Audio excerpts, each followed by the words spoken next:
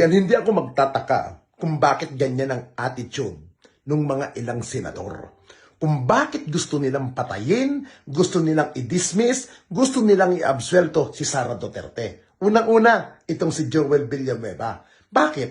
Dahil ba siya ay isang religious group, yung kanyang tatay, na mayroon kulto, na mayroon sekta, na putang ina na ginagamit ang tao? At take note, matino ba to si Joel Villanueva? Mga kababayan, hindi ba ang pangalan nito Dawit sa Janet Napoles na hanggang ngayon hindi niya ma-explain kung saan niya dinala yung kanyang pork barrel? Kaya alam nyo, wag na tayong magtaka kung bakit gusto niya rin i-absuelto si Sara. Paano? Sabi nga, sila magkakauri ng mga magnanakaw sa kaban ng bayan ng mga puki ng inanto. Matapos ang ilang linggo na pagpapaliban ni Senator Chis Escudero sa impeachment case ni Sara Duterte, sa wakas ay nabuksan ang usapin matapos na manumpa at mag-convene ang Senado bilang isang impeachment court. Ngunit ang inilaban ng taong bayan maging minorya ng Senado na dinggin ang kaso at litisin ang Vice Presidente ay hindi nakaastuparan sapagkat muli itong hinarang ng mga bugok na senador ng mga asong ng mga Duterte. Idinahilan nila na kulang sa merito ang kaso at dapat lamang ibalik sa Kongreso upang kanilang repasuhin ng naaayon sa Article of Impeachment.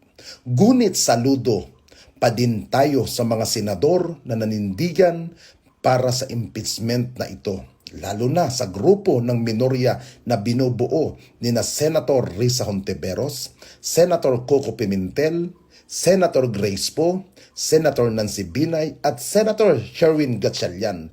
Sila ang 5 senador na ninindigan sa mandato ng ating konstitusyon at duminig sa taong bayan na dapat ay umusad ang kaso at maaari marinig ang maliwanag ng Presidente sa mga akusasyon sa kanya, lalo na sa mga ninakaw niya sa gobyerno. Ngunit sadyang madami talaga ang pwersa ng kadiliman ng mga Duterte at hanggang sa Senado ay magkakasama ang mga kampon ni Satanas.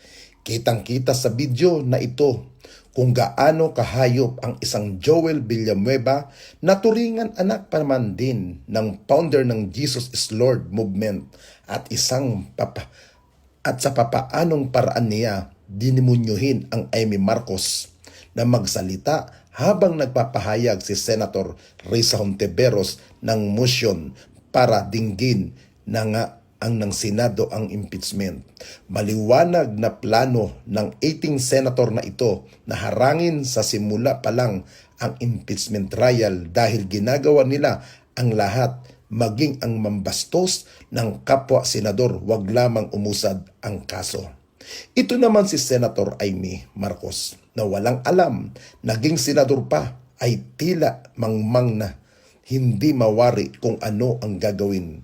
Kaya ang ulol at demonyong Joel Villanueva ay to the rescue habang patawa-tawa at pagising-gisi na nagtuturong isigaw mo ang mga katagang point of order. Halatang natataranta ang mga miyembro ng mayorya sapagkat hindi sila mapakali habang nagtatalumpati na si Senator Risa Hontiveros. Alam mong sila ay natatakot mabuksan ang kaso at litisin ang kanilang puong Duterte. Maliwanag pa sa sikat ng araw na ang Joel Villanueva ay pabor sa mga Duterte at sa mga nakaw na yaman ng mga koneksyon nito.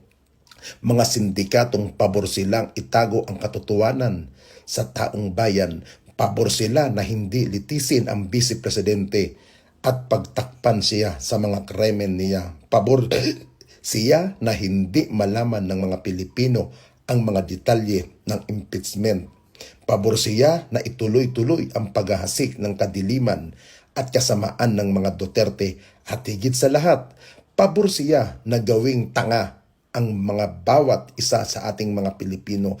Yan si Joel Villanueva, ang senador na bastos at manipulador at isa sa protektor ng mga Duterte. At kung ikaw ay protektor ng mga kasamaan, Mangangahulugan bang ikaw ay may kinalaman din sa mga kabalbalan at kagaguhan ng mga Duterte?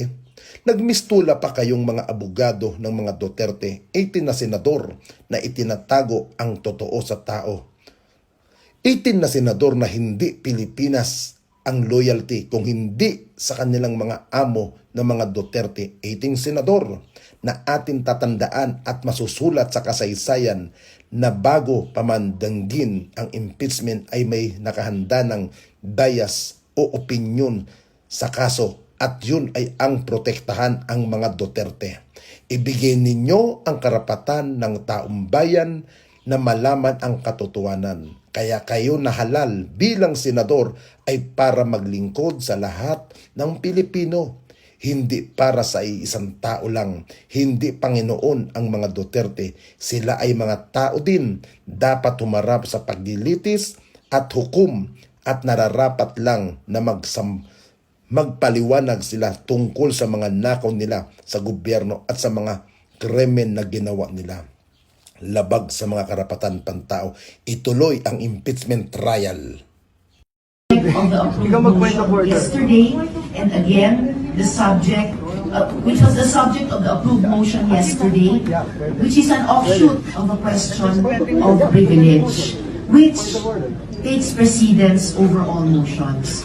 So I state my motion, Mr. President, to momentarily suspend any action, whether interpellation or seconding speech, on the privileged speech of the good gentleman from Davao para sa wakas bigyang daan yung inaprubahan natin motion kahapon na manumpana po kami. I have the floor, Mr. President. I have the floor, Mr. President, to make way for taking of the oath before the presiding officer. Motion kahapon na manumpana all motions. So, Ikaw mag-point of order. inaprubahan natin motion kahapon. Mr. President, I have the floor, Mr. President.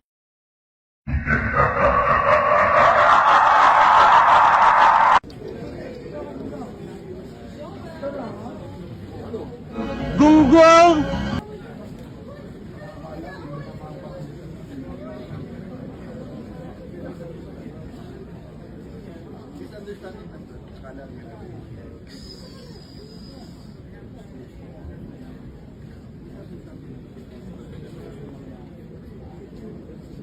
Suspend the session until 6 p.m. This evening in order to afford.